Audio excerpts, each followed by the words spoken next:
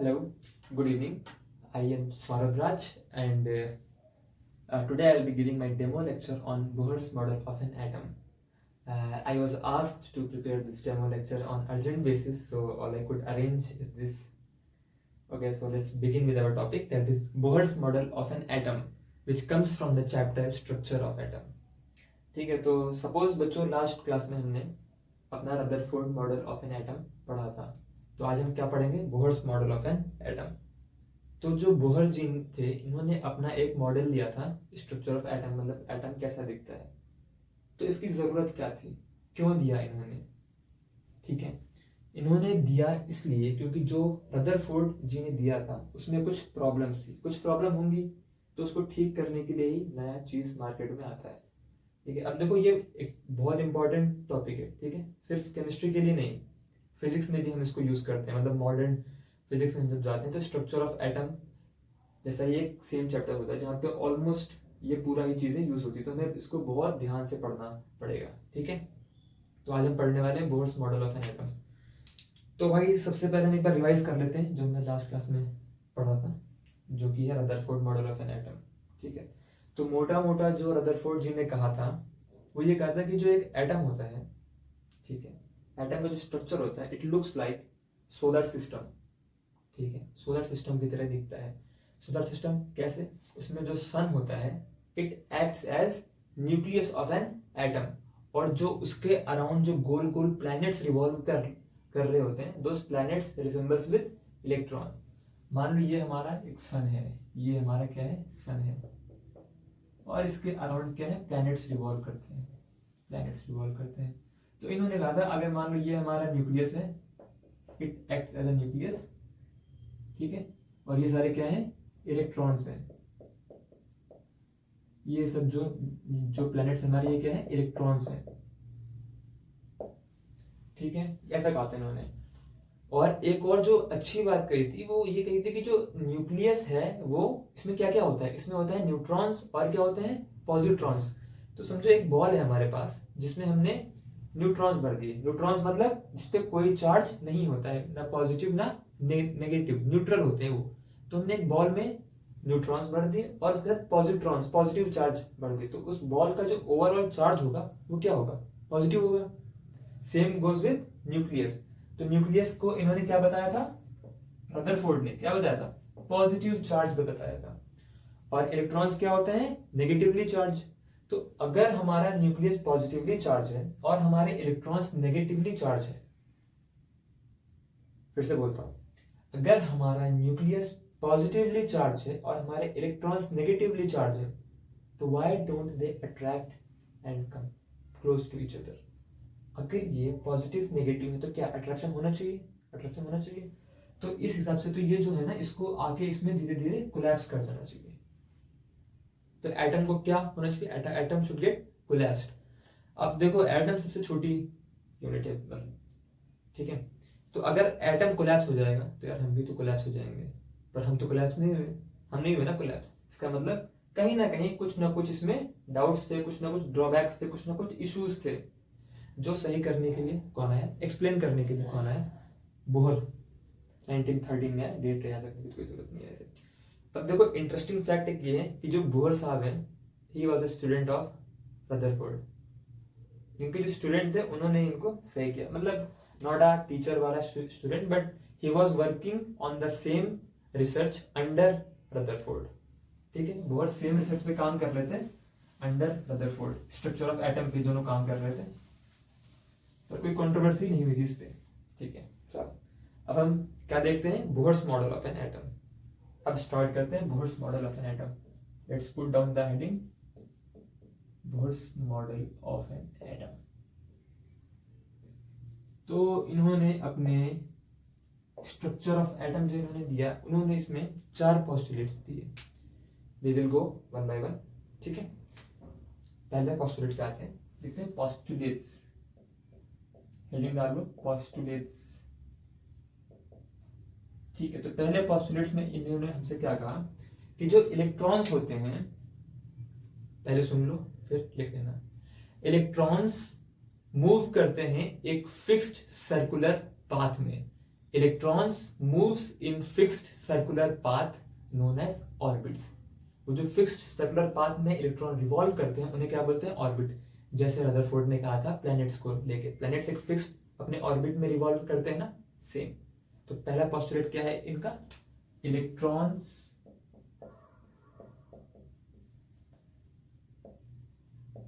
revolve in a fixed circular path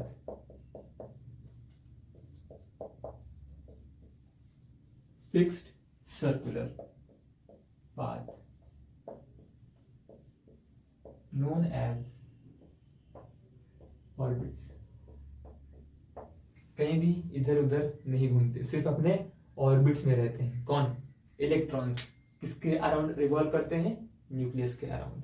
तो ये क्या था इनका? पहला पोस्टुलेट था। सेकंड पोस्टुलेट पे आते हैं। सेकंड पोस्टुलेट्स पे आते हैं। पहले में कोई डाउट? भाई देखो क्या कहा इन्होंने, सिंपल इतना बोला है कि जो इलेक्ट्रॉन होते हैं, मान लो ये हमारा न्यूक्लियस है, ठीक है, इसके अराउंड गोल गोल इलेक्ट्रॉन्स क्या करेंगे? रिवॉल्व करेंगे, इधर से इधर गोल गोल एक फिक्स्ड सर्कुलर पाथ में अपने पाथ पे रिवॉल्व करते रहेंगे हमेशा, ठीक है। अभी तक इतना बताया। अब आते हैं पोस्टुलेट नंबर 2 पे, ठीक है। पोस्टुलेट नंबर 2 क्या बोला इन्होंने? Energy is quantized. Energy is quantized. किसकी एनर्जी? ऑर्बिट्स की एनर्जी इज क्वांटाइज्ड। ये तो समझ में आया नहीं होगा इसका मतलब क्या होगा, ठीक है। तो बेसिकली ये कहना चाहते थे कि जितने भी जो ऑर्बिट्स होते हैं ना, उनकी एनर्जी क्या होती है? क्वांटाइज्ड होती है। क्वांटाइज्ड मतलब क्वांटिटी जो होगी, हर अलग अलग ऑर्बिट की जो उसकी एनर्जी होगी वो क्या होगी? फिक्स होगी। जैसे अगर मान लो कि ये हमारे पास, सबसे पहले स्टेटमेंट लिख लो फिर समझाते हैं, ठीक है। Energy of every orbit. Orbit क्या? ऑर्बिट अभी बताया ना, जिस पाथ पे इलेक्ट्रॉन रिवॉल्व करता है वो orbit. Energy of every orbit is fixed,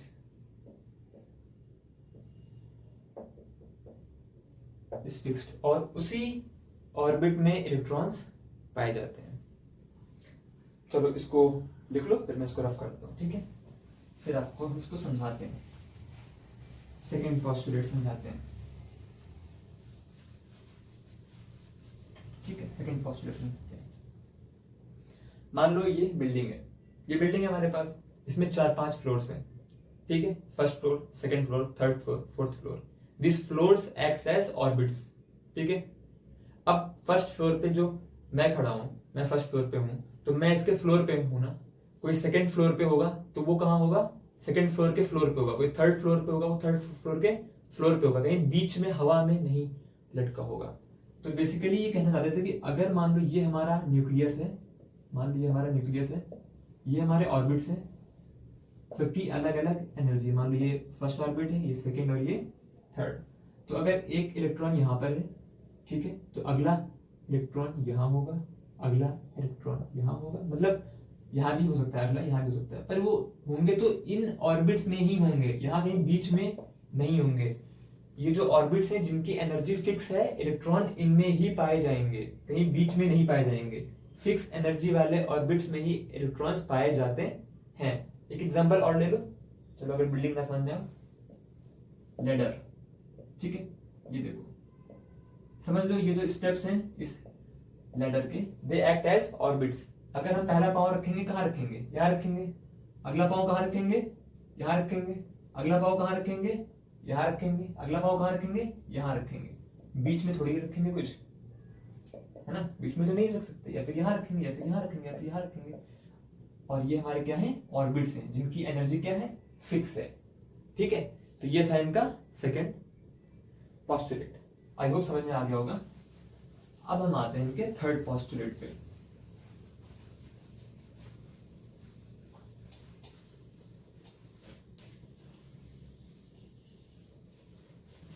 third postulate पे आते हैं, ठीक है। ये जो थर्ड पोस्टुलेट था, ये था कि क्या इलेक्ट्रॉन्स मूव कर सकते हैं एक ऑर्बिट से दूसरे ऑर्बिट में, तीसरे ऑर्बिट से चौथे ऑर्बिट में, या फिर दूसरे ऑर्बिट से पहले ऑर्बिट में, ऊपर नीचे आगे पीछे कुछ कर सकते हैं? हाँ, कर सकते हैं। कब कर सकते हैं वो देखो, electron can move or jump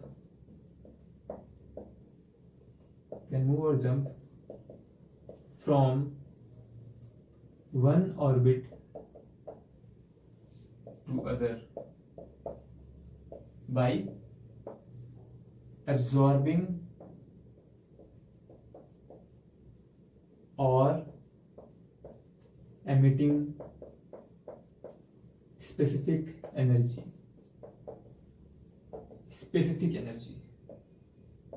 specific क्यों ऐड किया मैंने, ये भी समझाऊंगा स्पेसिफिक क्यों ऐड किया वहां पे।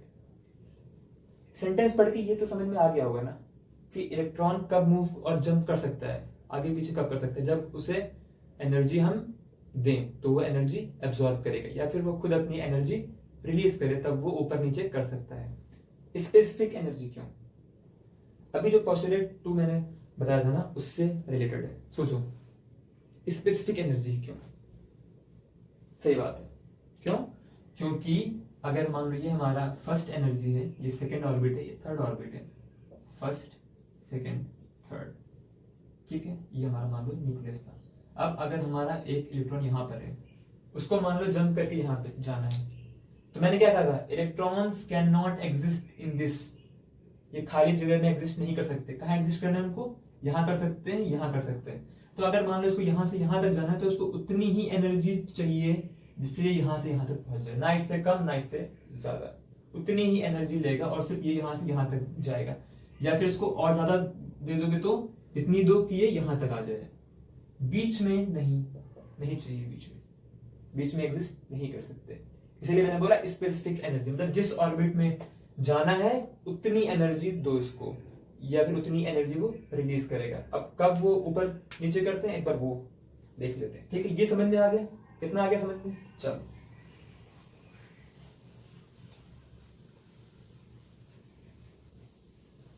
तीन पोस्टुलेट हो गए, थोड़ा सा इसमें बाकी है, मतलब वो देख लो आप लोग, एब्जॉर्प्शन और एमिशन वाला केस कि इलेक्ट्रॉन, लिख लो इसको, electron jumps from lower energy level to higher energy level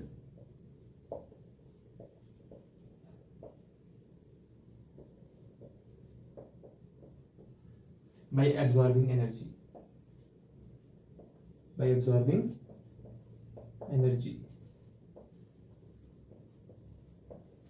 मतलब अगर n इक्वल्स टू, पहले फर्स्ट में था तो n इक्वल्स टू 2, 3, 4 में जंप कर सकता है, जितनी एनर्जी मिलेगी उस हिसाब से, ठीक है, जिस ऑर्बिट की एनर्जी उसको मिल जाएगा उस हिसाब से जंप कर सकता है।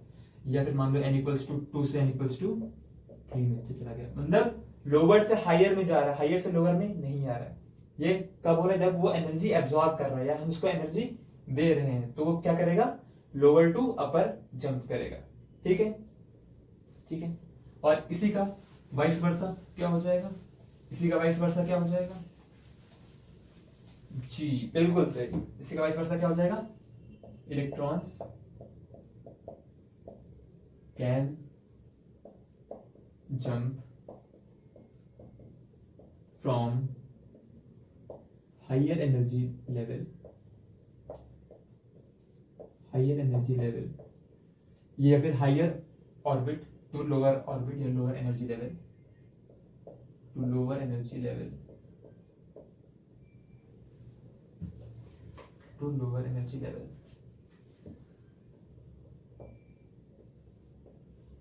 Bye emission of energy release करके, by emission of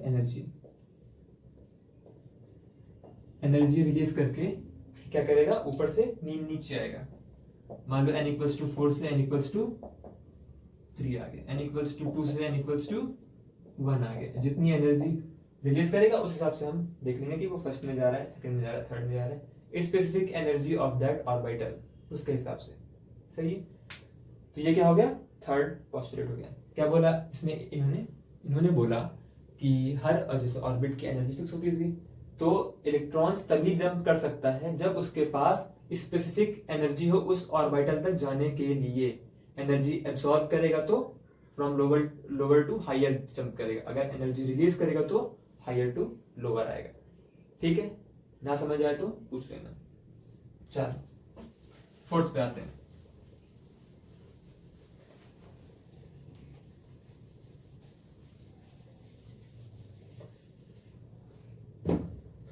fourth postulate पे आते हैं।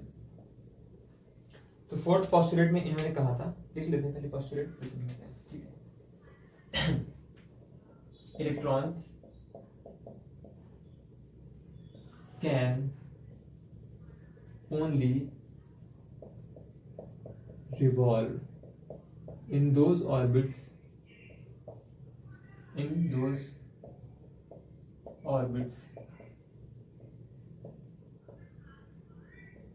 where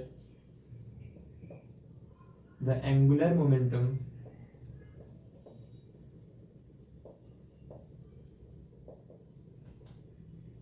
is an integral multiple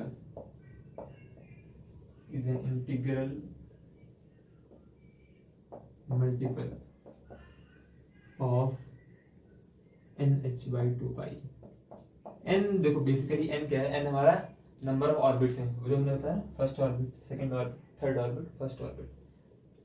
ठीक है, तो इसे जो ओवरऑल बोलते हैं वो हम क्या बोलते हैं, quantization of angular momentum.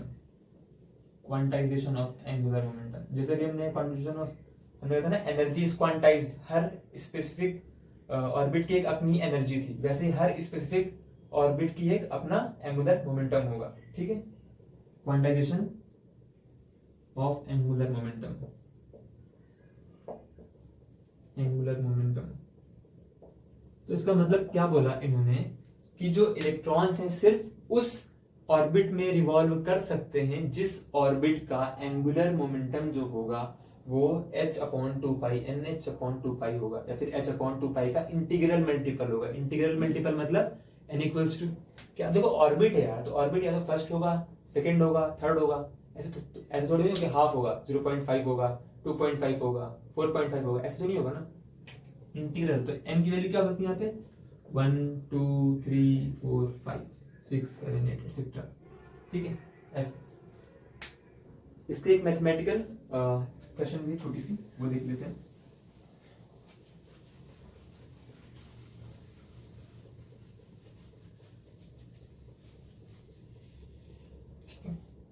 Angular momentum, अच्छा लीनियर मोमेंटम आप लोगों ने पढ़ लिया ऑलरेडी, क्या होता है m into v, mass into velocity.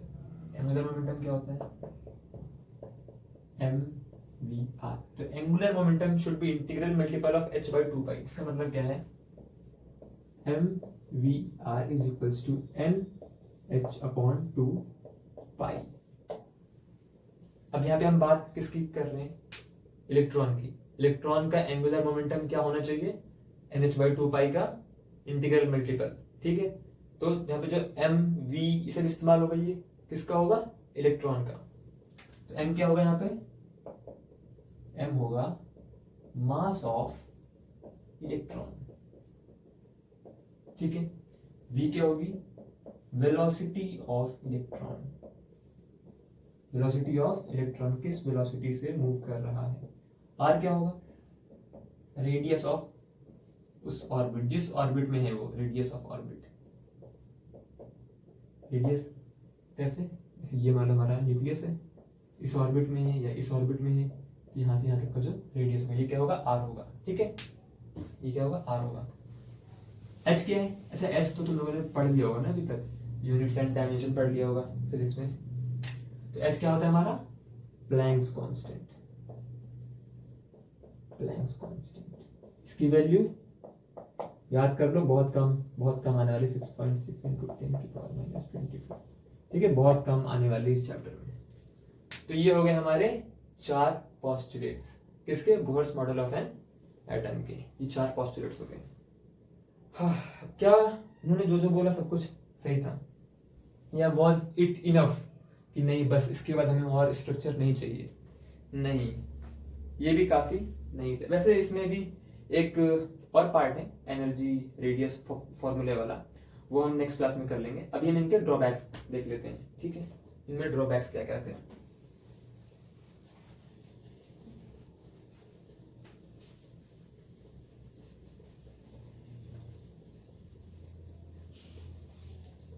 इनके भी कुछ ड्रॉबैक्स, अच्छा इनके ड्रॉबैक्स भी काफी इंटरेस्टिंग थे, काफी इंटरेस्टिंग थे भाई, इनके ड्रॉबैक्स काफी इंटरेस्टिंग थे। इन और ड्रॉबैक्स,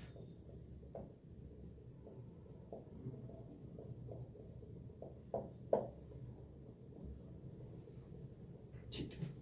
तो इनमें जो पहला बहुत मेजर ड्रॉबैक था ना, वो ये था कि this whole structure of atom, इनका जो कुछ भी था ना, इनका पूरा, it was only applicable for single electron species type atoms। सिर्फ उनके लिए वैलिड था जो सिंगल इलेक्ट्रॉन टाइप स्पीसीज होते हैं। सिंगल इलेक्ट्रॉन टाइप स्पीसीज क्या होता है, जैसे हाइड्रोजन होता है, हाइड्रोजन में क्या होता है, हाइड्रोजन होता है हमारे पास, एटॉमिक नंबर क्या है 1, इलेक्ट्रॉन कितने होते हैं इसमें 1। तो वो सारे एलिमेंट्स या एटम्स जिसमें एक इलेक्ट्रॉन हो, सिर्फ उनके लिए एप्लीकेबल था भाई ये मॉडल ऑफ एन एटम। तो मतलब फिर तो सिर्फ हाइड्रोजन के लिए होगा ना, सिर्फ हाइड्रोजन में होता है एक इलेक्ट्रॉन, तो सही बात है ना, नहीं सही बात नहीं है, सिर्फ हाइड्रोजन के लिए नहीं था, सिंगल इलेक्ट्रॉन या फिर हाइड्रोजन लाइक स्पीसीज और भी हो सकते हैं क्या। हीलियम क्या होता है हमारे पास, हीलियम एटॉमिक नंबर कितना 2, इलेक्ट्रॉन्स कितने होते हैं इसमें 2 इलेक्ट्रॉन। तो क्या हम इससे एक इलेक्ट्रॉन निकाल नहीं सकते हैं, अगर हम इससे एक इलेक्ट्रॉन रिलीज करवा दें, एक इलेक्ट्रॉन रिलीज करवा दें, अब ये क्या बन जाएगा He+, एक इलेक्ट्रॉन उसने दे दिया तो खुद पे क्या आ गया पॉजिटिव चार्ज। अब इसमें पहले कितने थे 2, अब इसने एक दे दिया, अब इसमें कितने बचे एक इलेक्ट्रॉन। तो क्या ये भी हाइड्रोजन लाइक स्पीसीज हो गया, सिंगल इलेक्ट्रॉन स्पीसीज। तो इसके लिए भी क्या ये एप्लीकेबल होगा, जी हाँ बिल्कुल एप्लीकेबल होगा, ठीक है। क्या और कुछ हो सकता है, लिथियम हो सकता है, बिल्कुल लिथियम हो सकता है। लिथियम का एटॉमिक नंबर 3 और इलेक्ट्रॉन्स कितने 3, ठीक है।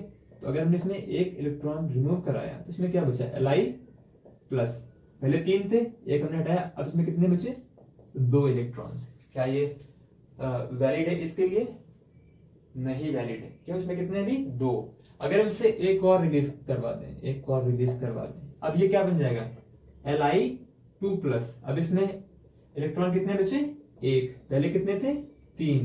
क्या अब ये है सिंगल इलेक्ट्रॉन स्पीसीज Li2+, क्या ये है हाइड्रोजन की तरह, हाँ। Now for this it will be applicable, Bohr's model of an atom applicable होगा। तो मतलब ये सिर्फ सिंगल इलेक्ट्रॉन स्पीसीज के लिए एप्लीकेबल थे, जो मल्टी इलेक्ट्रॉन स्पीसीज है उनके लिए एप्लीकेबल नहीं होता है ये मॉडल ऑफ बोर, ठीक है। स्टेटमेंट लिख लेते हैं, it is only applicable for single electron species, it is only applicable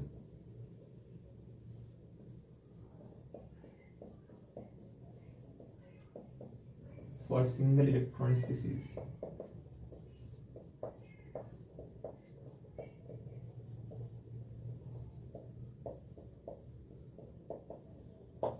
ठीक है, एग्जाम्पल लिख लो, हाइड्रोजन, He+, Li2+,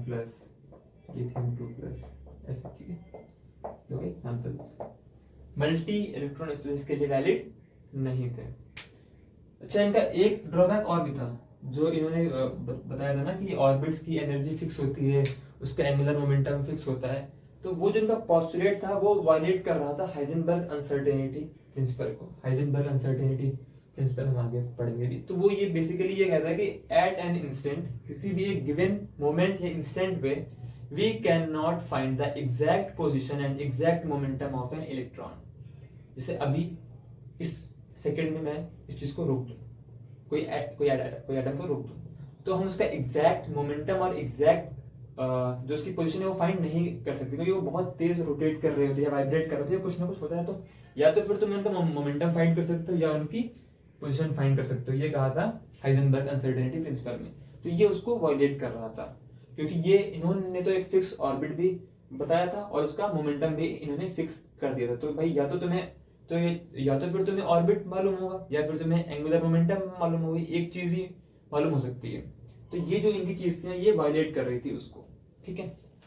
तो इसको लिख लो, इट वायलेट्स इट वायलेट्स, अभी अच्छे से पढ़ लेंगे, हाइजेनबर्ग का आगे आराम से, it violets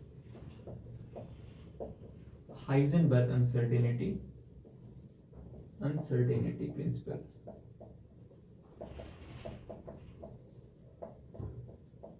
Heisenberg uncertainty principle, ठीक है। तो ये हो गए इनके ड्रॉबैक्स।